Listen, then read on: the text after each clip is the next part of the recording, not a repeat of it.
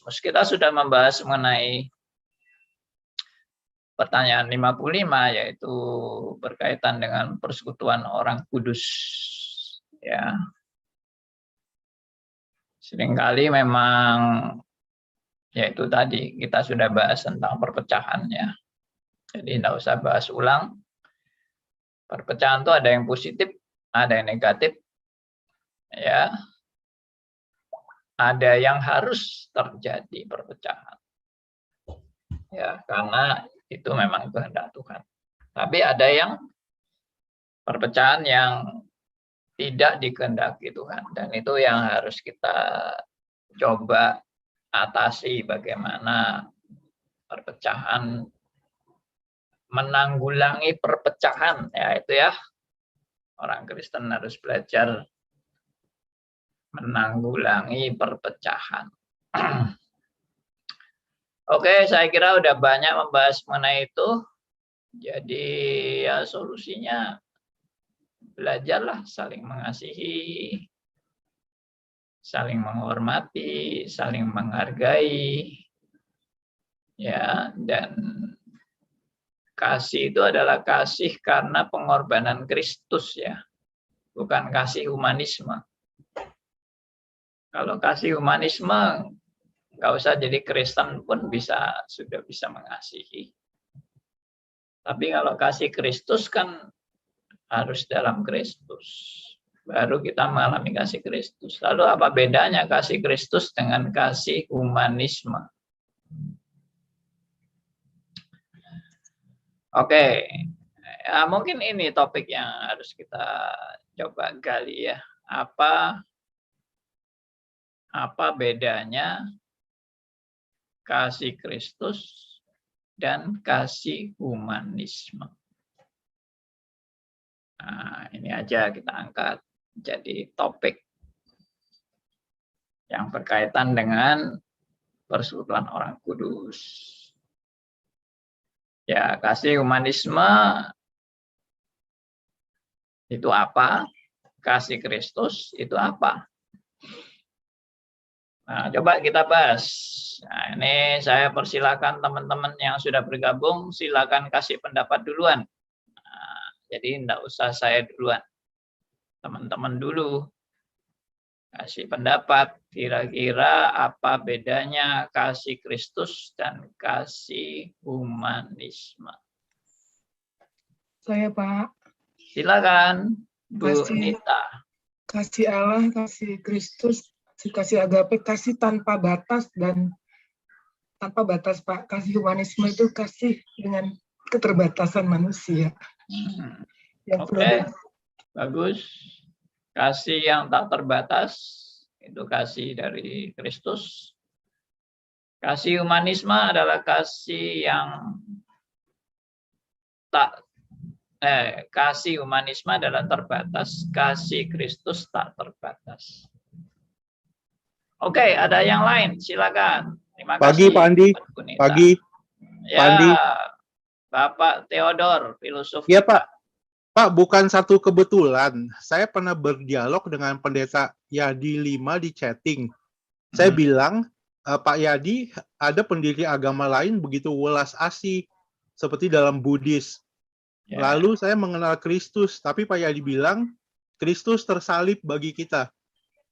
Dia mengorbankan nyawanya bagi kita yang tidak layak.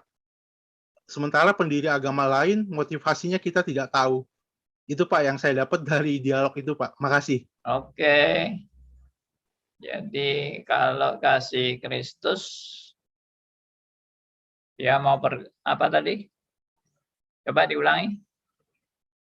Dia mau tersalib Pak bagi kita yang tidak layak Pak. Dia mau berkorban bagi orang berdosa. Sedangkan kasih yang di luar Kristus nggak tahu motivasinya apa. Oke. Ada lagi? Apa bedanya kasih Kristus dan kasih humanisme?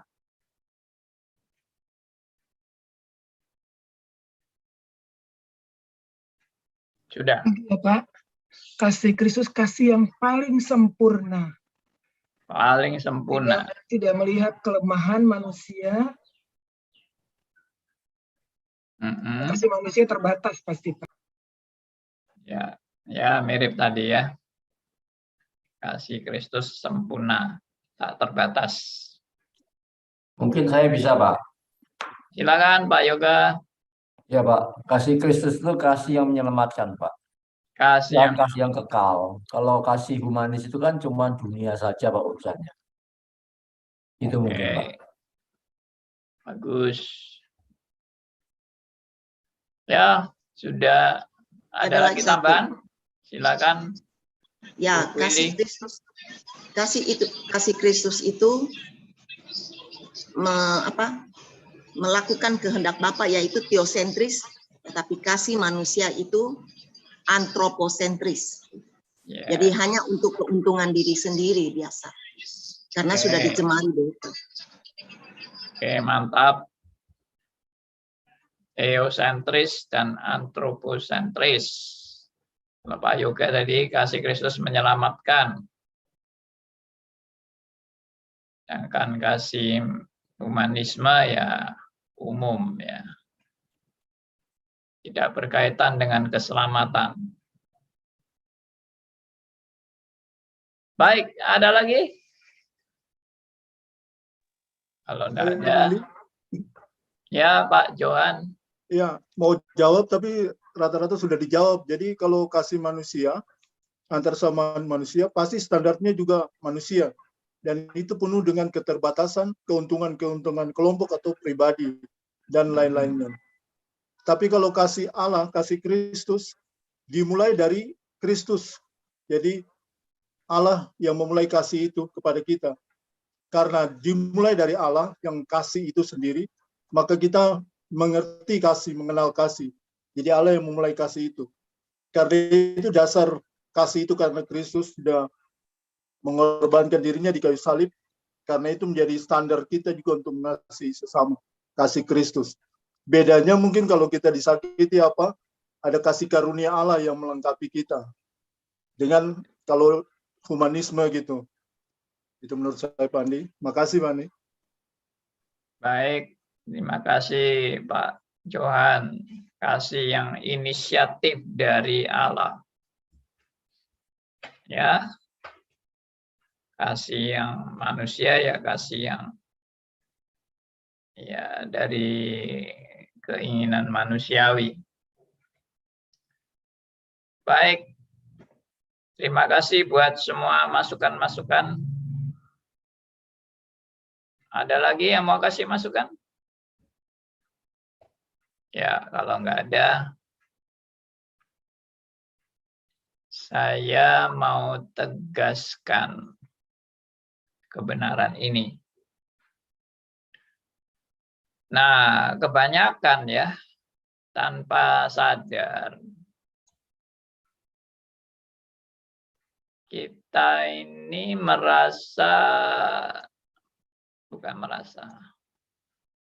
tanpa sadar kita ini ya udah merasa, maksud saya, sudah merasa bahwa kita ini sudah menjalankan kasih Allah. Dengan misalnya ya kita adakan aksi sosial misalnya. Kasih makan mereka yang kelaparan. Ya, kita kumpulkan pakaian-pakaian dan sebagainya. Ya. Ya, jadi ada kegiatan-kegiatan sosial, mungkin juga bencana alam, kita kasih bantuan dan sebagainya. Nah, itu kita sudah menjalankan kasih Allah. Ya, itu nggak salah, tidak salah, tapi sebenarnya itu bukan fokus. Ya, saya suka bicara soal fokus. Jadi kalau hanya bicara soal umum sih, maksud saya begini, umum itu orang nggak usah jadi Kristen juga bisa melakukan itu gitu loh. Ya, kalau bencana alam kan semua orang juga tergerak mau kasih bantuan, Kristen maupun tidak Kristen. Karena itu adalah masalah kemanusiaan. Dan kekristenan tidak menolak masalah kemanusiaan, tidak menolak. Tidak ada larangan dalam iman Kristen. Jangan kasih bantuan kepada mereka yang terkena bencana alam misalnya. Tidak ada larangan itu. Bahkan perlu kita memberi bantuan. Ya, perlu. Tapi penekanan sebetulnya prinsip kasih dalam iman Kristen itu bukan sekedar itu. Itu adalah ekspresi kasih secara umum, secara general. Seperti Alkitab juga memaparkan prinsip kasih secara general itu. Bahwa Tuhan itu juga memberikan hujan dan sinar matahari kepada mereka yang jahat maupun yang baik. Jadi dari prinsip kasih yang secara umum ini atau anugerah umum ini, ya it's okay. Makanya gereja juga bisa mengadakan semacam poliklinik untuk kesehatan masyarakat yang ada di sekitar gereja. Ya siapapun boleh. Agamanya apapun nggak dilarang untuk ke poliklinik tersebut. Ya, jadi itu juga wujud kasih yang secara general. Tapi itu yang tadi saya katakan, itu bukan fokusnya. Itu bukan fokusnya. Dan itu bukan juga sudah merupakan bukti bahwa kita ini menjalankan kasih Allah. Itu belum merupakan satu korelasi, ada korelasi yang benar-benar nyata. Itu tanda tanya, Mas Yan. Kamu melakukan itu hanya tergerak karena kemanusiaan atau betul-betul gerakan dari Tuhan, atau hanya karena kemanusiaan. Jadi saya bisa menolong orang yang saya perhatikan hidupnya dan saya berbelas kasihan dengan dia. Saya tolong dia, saya kasih dia macam-macam bentuk pertolongan, ya baik secara materi mungkin, ya secara kebutuhan-kebutuhan sosial dan sebagainya. Nah itu bisa saya kasih, tapi dasarnya hanya dasar kemanusiaan atau dasar ya hubungan keluarga, bisa seperti itu. Jadi saya kalau sama keluarga saya misalnya, saya bisa perhatikan saudara-saudara kandung saya misalnya atau ipar saya bisa tolong dia, saya bisa kasih bantuan-bantuan konkret, ya kebutuhan finansial dan sebagainya. Tapi itu hanya sebatas masalah kemanusiaan. Nah, lalu yang tadi diuraikan, saya melihat banyak teman-teman yang menekankan tadi misalnya masalah teosentris dan antroposentris. Kalau kasih kemanusiaan itu bersifat antroposentris, kalau kasih dari Allah itu bersifat teosentris. Ya, kalau kasih manusia antroposentris. Kasih Allah teosentris, berpusat pada Allah. Kasih dari manusia berpusat pada manusia. Ya. Nah, kasih yang berpusat pada Allah ini yang berkaitan dengan keselamatan. Itu tadi sudah diuraikan teman-teman semua. Berkaitan dengan keselamatan, berkaitan dengan kasih Allah yang mau menyelamatkan umat manusia. Itu kasih yang secara khusus. Jadi dengan kata lain, kalau Anda hanya melakukan kasih itu secara nilai-nilai kemanusiaan, itu belum menunjukkan satu nilai kasih yang berfokus kepada kasih Allah. Itu hanya kasih yang berfokus pada nilai kemanusiaan aja. Aduh, saya nggak tega ya melihat orang miskin yang kelaparan misalnya. Kita belikan makan. Ya itu kemanusiaan. Itu oke, itu tidak salah.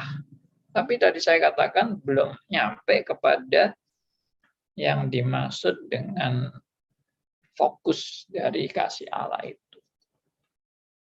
Yaitu yang teosentris dan yang menyelamatkan. Apakah berarti kalau tidak menyelamatkan kita nggak mau nolong orang itu? Oh enggak juga, salah itu juga. Jadi saya juga tidak setuju kalau ini tidak ada berkaitan dengan keselamatan, kita nggak mau tolong orang itu, tidak ada gunanya. Biarpun dia mau mati kelaparan, kita nggak usah nolong karena kita orientasinya adalah keselamatan, juga nggak benar.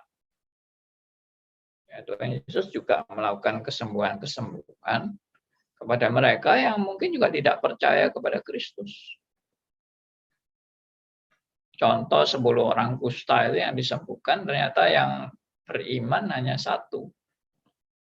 Yang 9 itu nggak beriman. Jadi Tuhan bisa menolong orang yang nggak beriman dengan anugerah umum. Itu. Jadi kalau demikian kita mau menjalankan kasih itu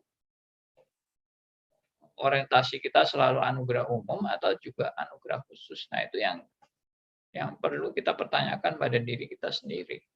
Orientasi kita itu hanya sampai kepada anugerah umum atau sampai kepada anugerah khusus.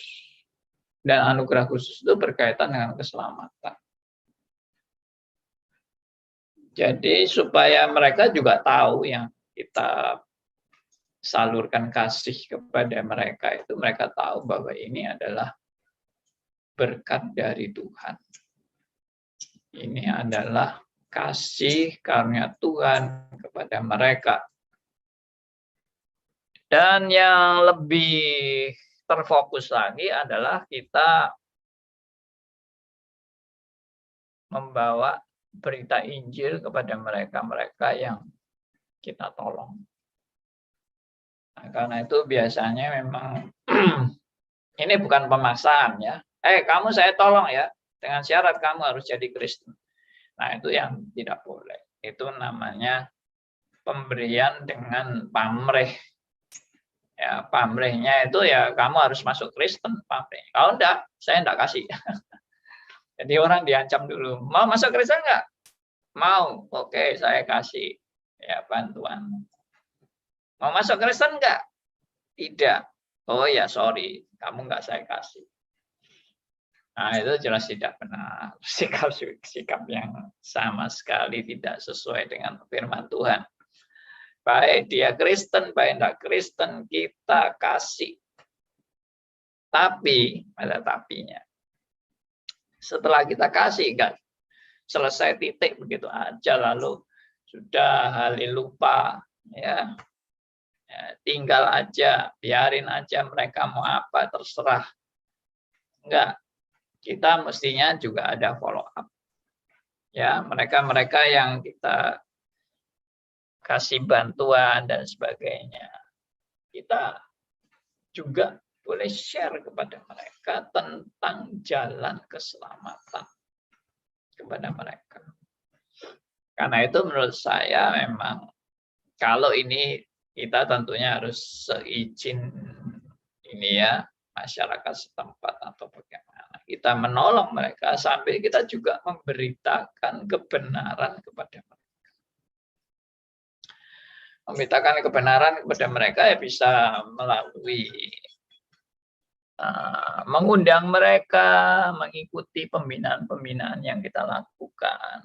Bukan hanya penyuluhan mengenai kesehatan, tapi Mungkin juga bisa mengenai keluarga.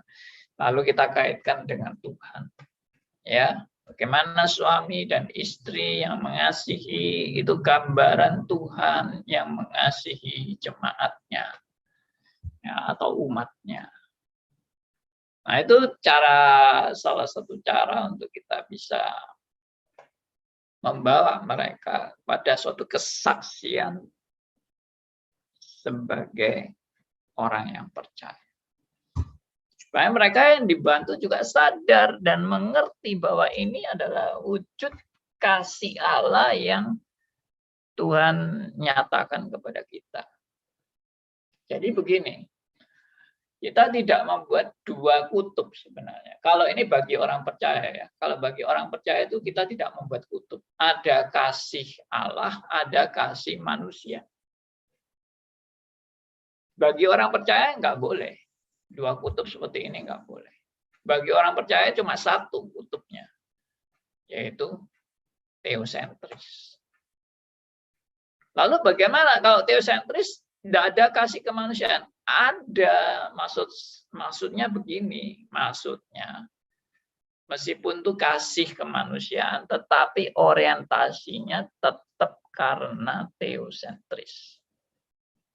Jadi saya menolong orang dalam kesusahan, kelaparan, ya, penderitaan karena sakit penyakit atau kemiskinan. Saya menolong mereka secara tanda petik kemanusiaan. Tapi motivasi dasarnya itu adalah kasih kepada Allah. Ya, saya ulangi, motivasi dasarnya adalah kasih kepada Allah. Jadi contoh begini, misalnya, saya mengasihi istri saya, ya karena dia istri saya. Kalau saya mengasihi istri saya karena dia adalah istri saya, itu namanya relasi humanisme. Ya, relasi kemanusiaan. Tidak salah kan mengasihi istri sebagaimana karena dia adalah istri saya. Tapi yang saya maksud dengan tadi orientasinya adalah teosentris adalah saya mengasihi istri saya karena Allah yang sudah mengasihi saya. Dan kasih dari Allah kepada saya itulah yang diwujudkan dengan saya mengasihi istri saya. Ya, jadi tindakan saya yang kelihatannya humanis ini, kemanusiaan ini, itu diwarnai dengan atau didasari dengan motivasi dasar adalah kasih kepada Allah. Jadi singkatnya begini, saya mengasihi istri saya karena dan demi ya Allah yang sudah mengasihi hidup saya. Tentunya karena Allah mengasihi saya juga mengasihi Allah. Jadi saya mengasihi istri saya itu sumbernya dari kasih Allah. Karena saya mengasihi Allah. Ya, demi saya mengasihi Allah, saya mengasihi istri saya. Jadi apa wujud kamu mengasihi Allah? Saya mengasihi istri saya itu wujud saya mengasihi Allah.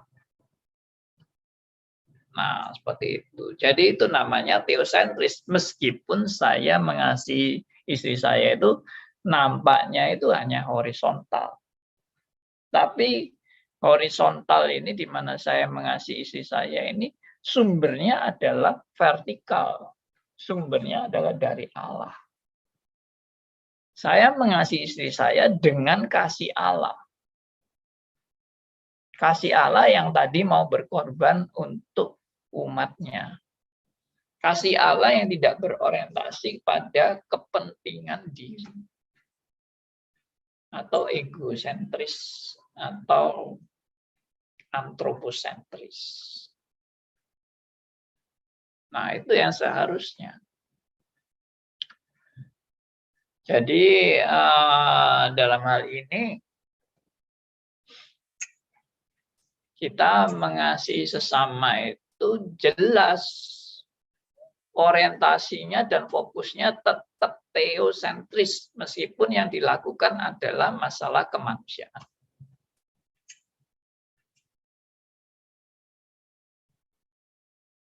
Jadi tidak berarti saya kalau mengasihi Allah itu hanya hal-hal rohani aja, misalnya saya pergi ke gereja, berdoa di gereja, mau PI, mau PA, mau KTB, grup atau macam-macam lah kegiatan-kegiatan di gereja termasuk paduan suara sebagai usher atau sebagai macam-macam ya, pianis dan sebagainya, itu semua adalah suatu kegiatan-kegiatan rohani. Itu baru teosentris. Tapi kalau saya membantu sesama kemanusiaan, itu antroposentris. Jadi saya menjalankan dua hal, yaitu teosentris dan antroposentris. Salah. Itu bukan yang benar. Itu namanya split atau pecah. Ya, tapi yang benar adalah harus integrated. Integrated itu berarti apa? Yaitu tadi bahwa semua yang saya lakukan karena demi kasih saya kepada Allah, dan kasih saya kepada Allah karena Allah terlebih dahulu mengasihi saya. Jadi orientasinya tetap teosentris. Saya mengasihi istri saya dengan tetap teosentris, saya mengasihi anak-anak saya tetap teosentris, saya mengasihi sesama saya juga tetap teosentris. Bagaimana mengasihi anak-anak yang teosentris? Ya, saya mau mendidik anak-anak saya sesuai dengan prinsip-prinsip firman Tuhan. Dan saya sadar anak-anak saya itu yang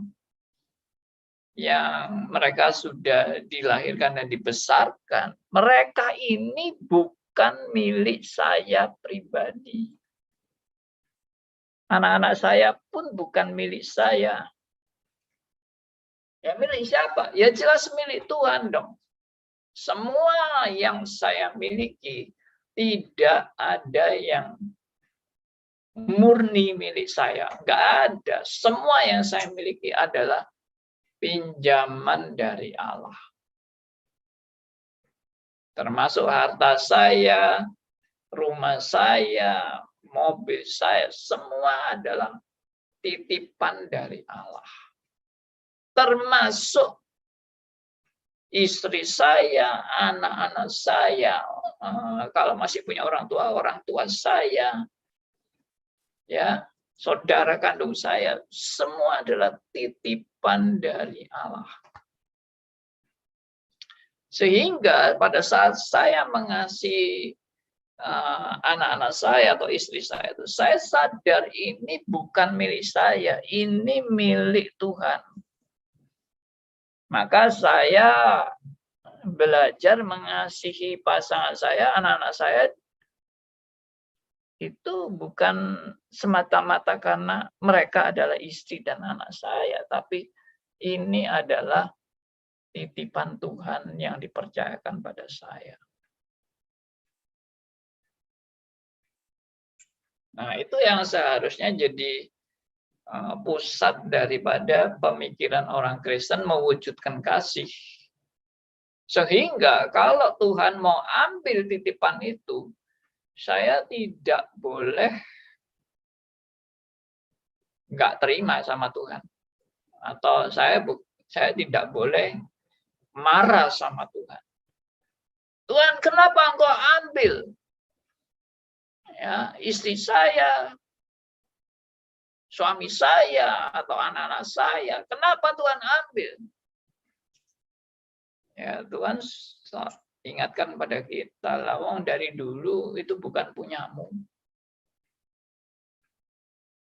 dari dulu itu titipan Tuhan. Jadi kamu jangan merasa, ya oh, ini hak saya, milik saya, dalam kekuasaan saya, otoritas saya, demi kepentingan saya. Wah, itu sudah tidak teosentris. Itu namanya sudah antroposentris. Lalu yang berikutnya yang saya juga mau tekankan adalah, sebelum kita tanya jawab, yang saya mau tekankan adalah bukan kita hanya menolong dalam konteks tadi kebutuhan-kebutuhan sosial dan kemanusiaan, tetapi juga ada fokus dalam kita menolong, yaitu apa? Fokus kerohanian. Jadi kegiatan di gereja itu bukan kegiatan semata-mata sosial, saudara.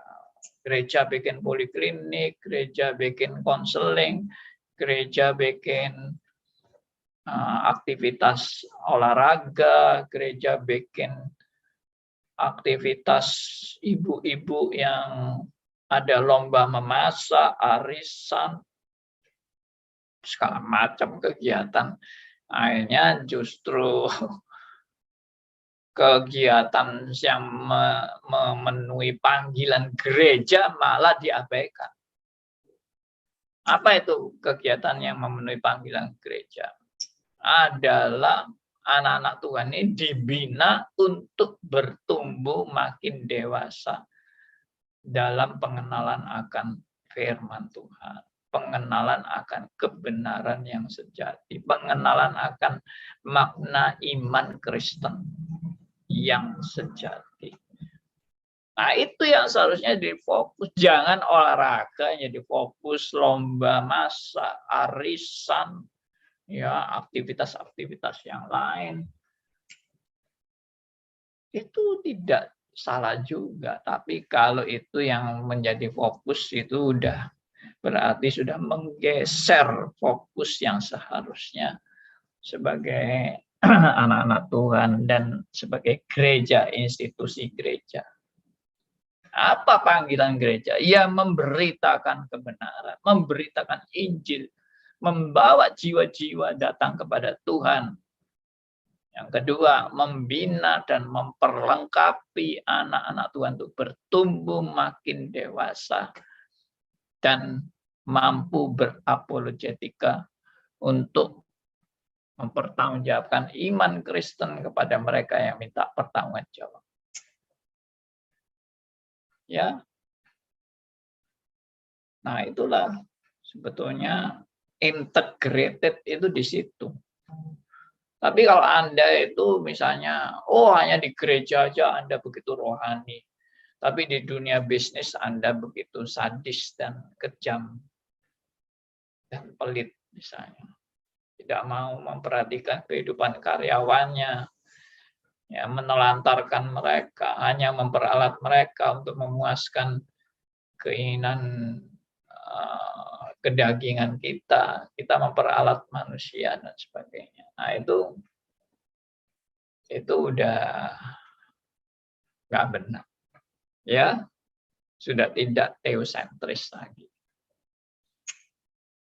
Demikian, jadi bagaimana kita sebagai orang percaya menekankan relasi untuk pertumbuhan rohani. Saya memperhatikan nggak sih pertumbuhan rohani jemaat yang saya kenal. Atau saya lebih suka berhubungan yang relasi hanya ya sebatas saya memperhatikan dia dalam hal-hal kebutuhan sosialnya dan sebagainya. Kebutuhan rohani nggak ada itu. Bahkan kita sendiri pun tidak fokus kepada pertumbuhan rohani. Ya, bagaimana kalau saya tidak fokus pertumbuhan rohani, saya mau menolong orang untuk pertumbuhan rohani? Ya bullshit, omong kosong. Ya, saudara sendiri harus bertumbuh. Makanya kita adakan stres, adakan seminar, ceramah dan sebagainya, itu untuk pertumbuhan supaya hidup Anda dan saya jadi berkat. ya, menjadi garam dan terang, ya, membawa orang datang kepada Kristus dan percaya pada Kristus. Kalau itu dilakukan oleh setiap orang percaya, wah, Kristen luar biasa. Tapi kebanyakan orang percaya mungkin diam-diam aja, nggak ada kerinduan menjangkau jiwa-jiwa baru. Pokoknya gua aman, ya selesai. Nggak seperti itu ya. Nah, demikian saudara. Jadi fokus terhadap kasih yang nyata itu adalah arahnya sampai kepada teosentris dan membuat orang bertumbuh dalam kebenaran demi kebenaran. Diubahkan ya dan berpusat hanya kepada Allah. Demikian mungkin ada komen, ada pertanyaan, ada tanggapan tentang kasih yang teosentris ini. Ya, saya prihatin terus terang kalau gereja itu tidak memperhatikan wujud kasih yang teosentris, yang hanya isinya cuma kegiatan-kegiatan sosial. Ya senang kalau kegiatan sosial, wah lomba ini, lomba itu, pertandingan ini, pertandingan itu. Ya, tapi dalam hal rohani nggak ada minat sama sekali. Belajar distris misalnya, apa itu? Orang-orang yang sok teologis, saya nggak suka dengan orang-orang yang suka sok rohani.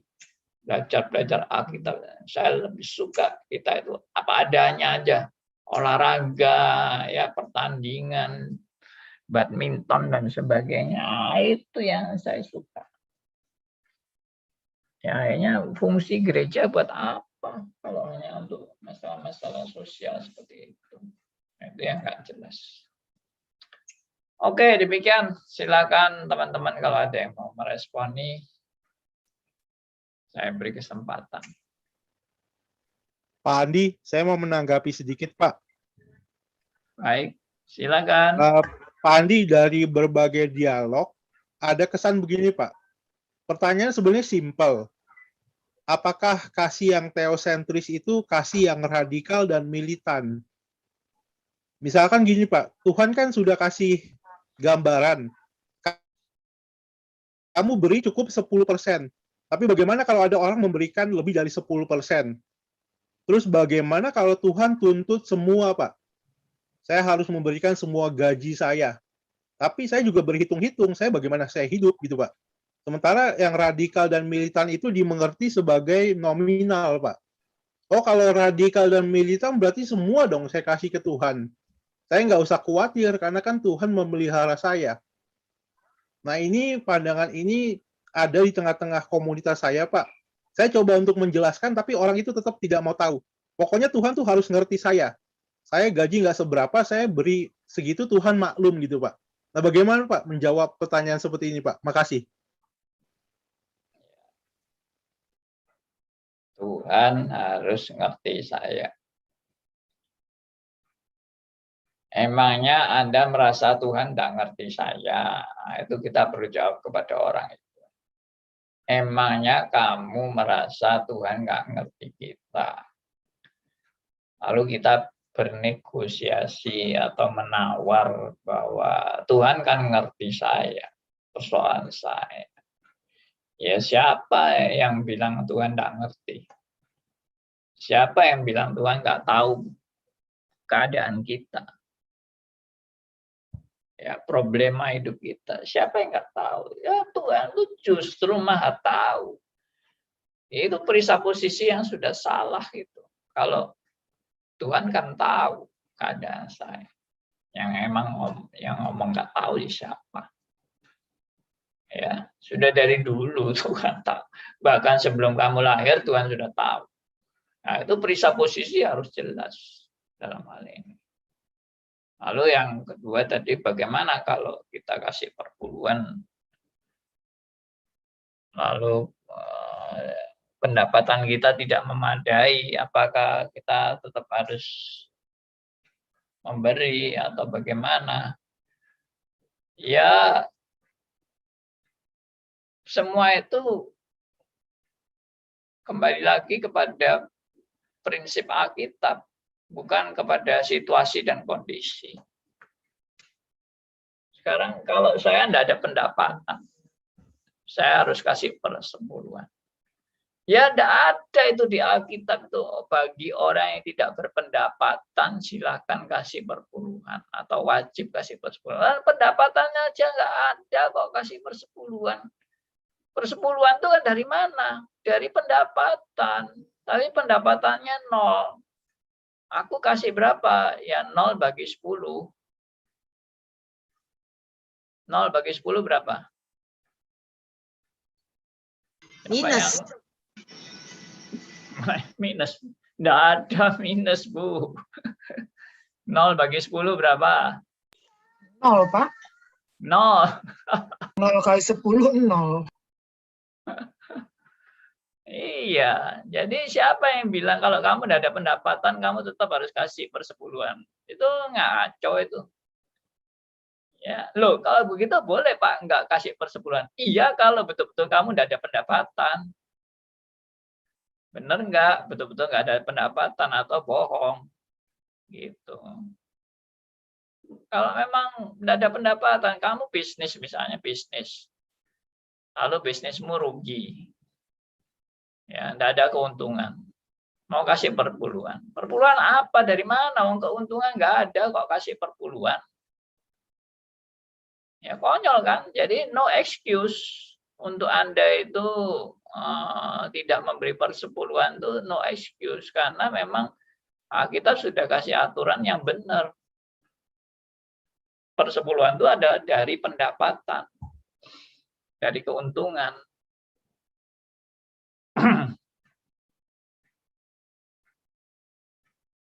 Dan jangan begini ya, saya mau kasih persepuluhan kalau semua sudah saya belanjakan.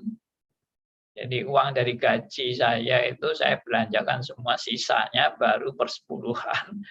Persepuluhan dari sisa yang saya dapatkan selama belanja 1 bulan, itu ngaco banget. Itu bukan hitung-hitungnya. Persepuluhan itu dari pendapatan yang memang kamu dapat murni, gaji murni, yaitu per bulan dari gaji murni. Jangan sudah dikurangi macam-macam kebutuhan gini. Lalu habis, sudah habis. Wah Tuhan, sudah habis Tuhan. Nggak ada per bulan lagi nih. Ya, aku udah nggak punya dana. Ya itu dana karena kamu habiskan, bukan karena kamu nggak ada pendapatan. Ya, jangan mengajak Tuhan tawar-menawar dengan trik-trik penipuan kita kepada Tuhan. Kita pikir Tuhan nggak tahu kalau dia ditipu. Nah, itu konyol banget. Pak Andi. Oh ya, Pak Sugianto. Saya pernah dengar cuplikan khotbah dari satu pendeta, lupa saya nggak mau sebut namanya. Justru dia bilang begini, dia pakai alasan janda miskin. Ya. Nah, terus dia bilang, lihat, dia bilang ke ibu ini dalam kesusahan, dia bikin kesaksian, dia memberikan semuanya. Kemudian mujizat terjadi. Dalam bulan selanjutnya dia dapat berkat melimpah. Nah, itu Pak. Ya, saya sampai kaget-kaget seperti itu. Apakah Tuhan seperti mau disogok atau gimana? Terima kasih, Pak. Ya. Oke. Wah, topik kita ini bisa beralih ke perpuluhan ini. Ya. Jadi bagaimana dengan contoh tadi ya? Kita memberi seperti janda itu memberi, meskipun janda itu sangat miskin tetap memberi. Ya, dan yang dia berikan adalah seluruh hartanya. Nanti Tuhan balas ribuan kali lipat. Nah, itu berarti sudah menunjukkan satu motivasi bahwa saya memberi untuk saya menerima. Ya itu sudah namanya motivasi yang tidak murni. Kamu berarti sudah pamrih memberinya karena ada keinginan menerima. Apalagi bisa dijanjikan menerimanya itu bisa 100 kali lipat atau 1000 kali lipat. Wah, siapa yang nggak mau kasih itu? Kalau emang janjinya dapat balasan 100 kali lipat.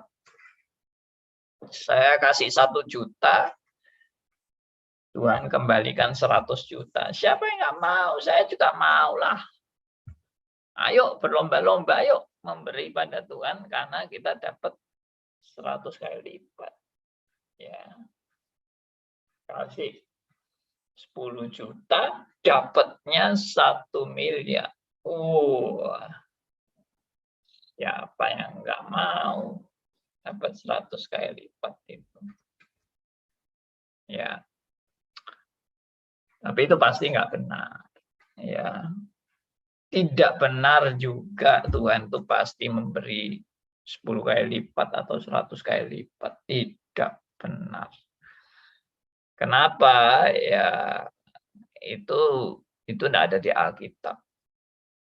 Ya, Tuhan memang dikatakan Tuhan di kitab Maleakhi, ujilah aku ya, kamu apa yang kamu kasih itu nanti akan dibalas berlimpah-limpah. Tapi itu konteksnya harus dilihat dengan tepat.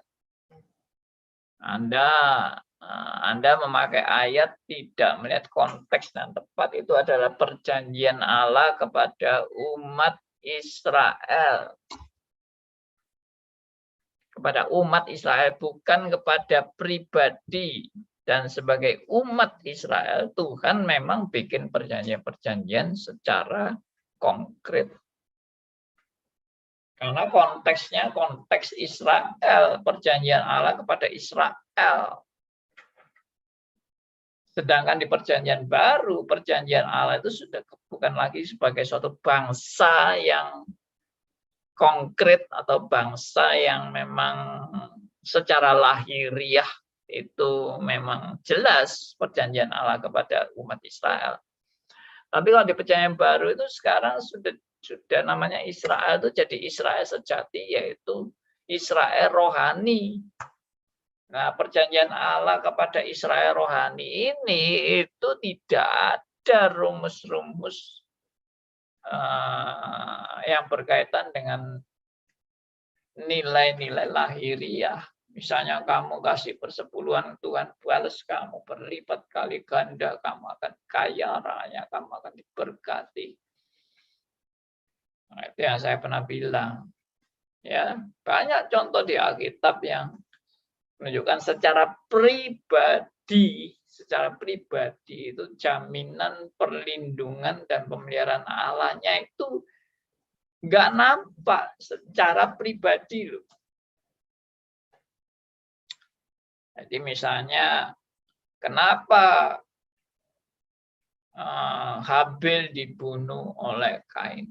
Itu secara pribadi. Mestinya Tuhan melindungi Habil. Kenapa Stefanus dilempari batu sampai mati? Ini mestinya nggak terjadi. Kenapa Yohanes Pembaptis dipenggal kepalanya? Ini mestinya nggak terjadi. Karena janji Allah yang melindungi umatnya dan memberikan berkat berkelimpahan bagi mereka yang memberikan seluruh hidupnya kepada Tuhan. Pasti Tuhan akan melindungi dia dari yang jahat, akan membebaskan dia dari penderitaan, dari kematian. Ternyata tidak. Yohanes Pembaptis mati, Stefanus mati, para martir juga semuanya mati, murid-murid Kristus juga mati. Jadi nggak ada itu perjanjian-perjanjian seperti itu manipulasi ayat dan penipuan. Ya maaf, saya harus ngomong agak keras tentang hal-hal yang tidak benar.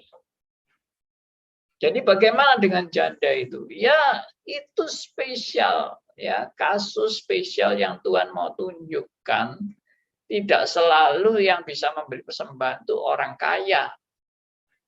Orang miskin pun bisa memberi persembahan. Bahkan biarpun yang dia kasih itu jumlahnya amat sangat sedikit. Tetapi di hadapan Allah dia memberikan amat sangat banyak. Nah, itu orientasinya. Orientasi manusia atau orientasi Allah. Ya. Lalu apakah janda miskin itu habis itu kaya raya? Nggak ada juga cerita itu. Jangan buat mitos atau dongeng sendiri.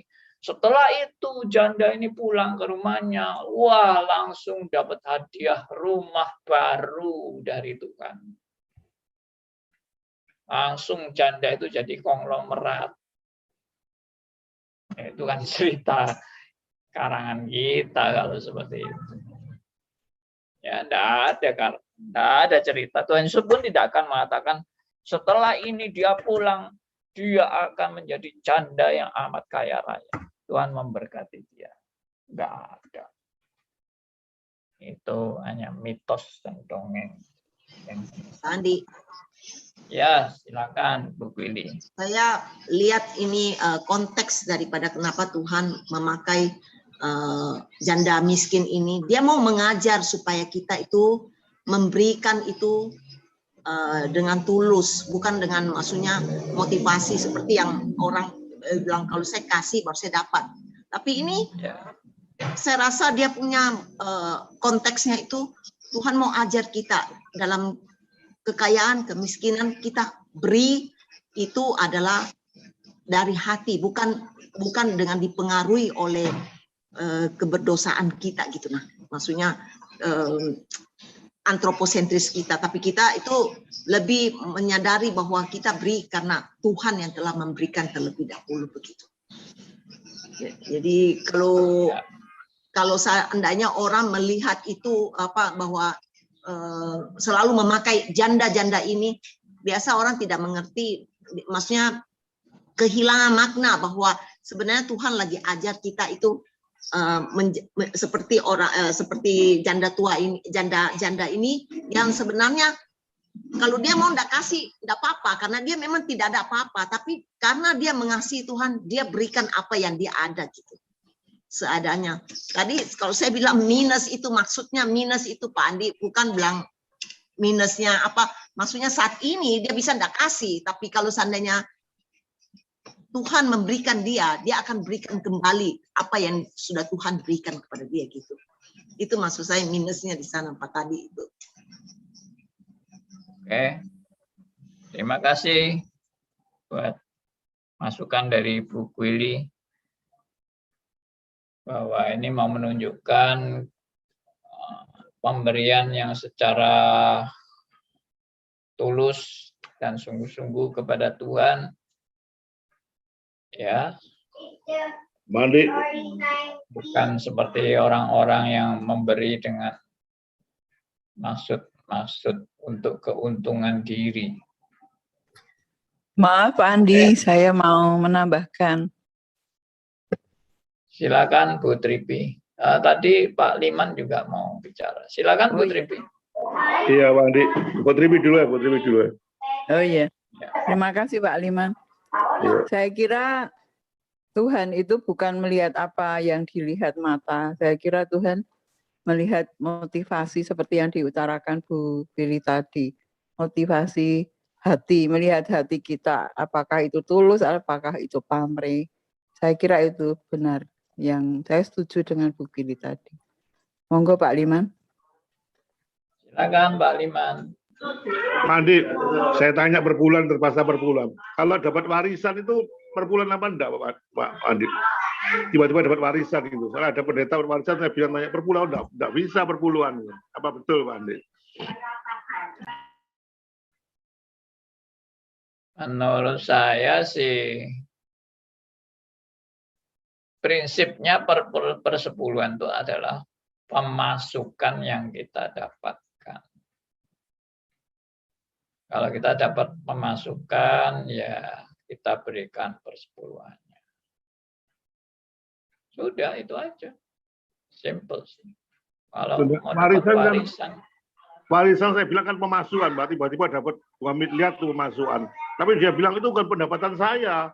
Itu kan pendapatan mendadak katanya gitu. Tidak pakai perpuluhan dia. Ini pendeta yang ngomong, Pak, karena pendeta dapat warisan. Oh iya, pendeta nggak usah bayar, Pak.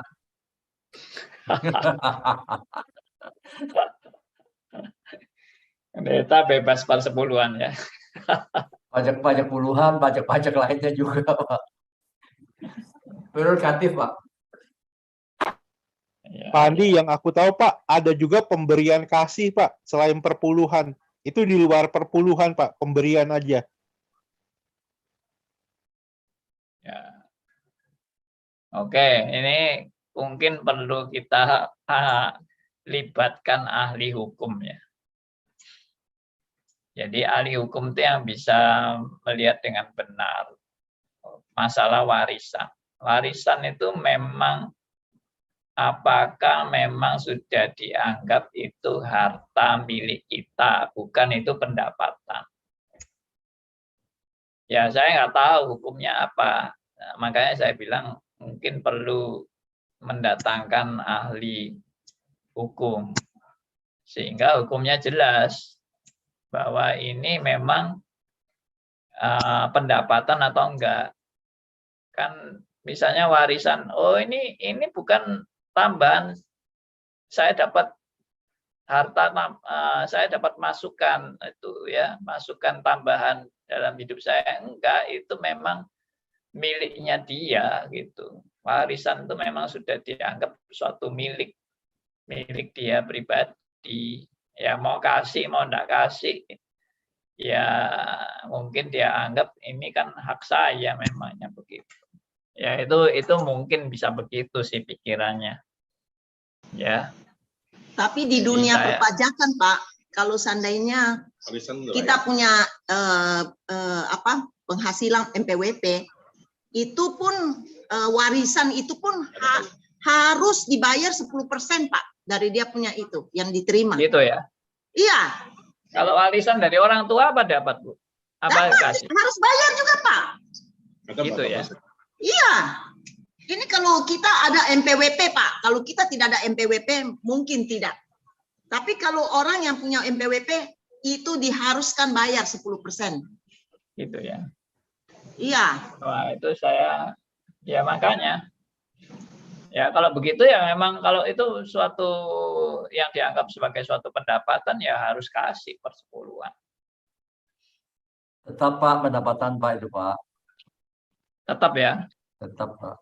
Nah, ya sudah, kasih tahu itu hamba Tuhannya sebagai ahli hukum harus kasih persepuluhan ya. Tapi ada orang bilang, enggak apa-apa Pak, enggak bayar persepuluhan, enggak masuk neraka kok. Ya itu alasan lain lagi. Wah ini sudah jam 10 lebih nih Bapak Ibu sekalian.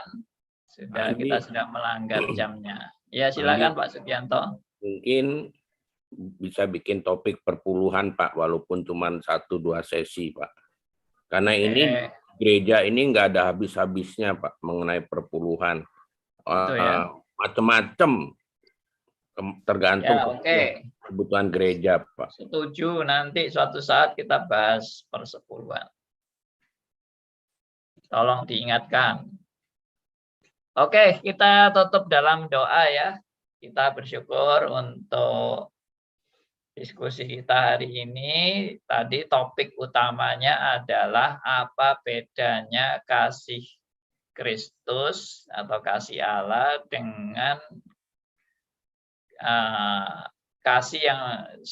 apa bedanya kasih yang berorientasi pada Kristus dan kasih kemanusiaan, kasih humanisme. Nah, sudah dibahas. Kalau ada yang belum dengar, silakan lihat di YouTube. Ya, oke. kita tutup dalam doa. Saya minta Ibu Tripi bisa tutup dalam doa ya Bu. Baik Pak. Mari Bapak Ibu kita bersatu di dalam doa.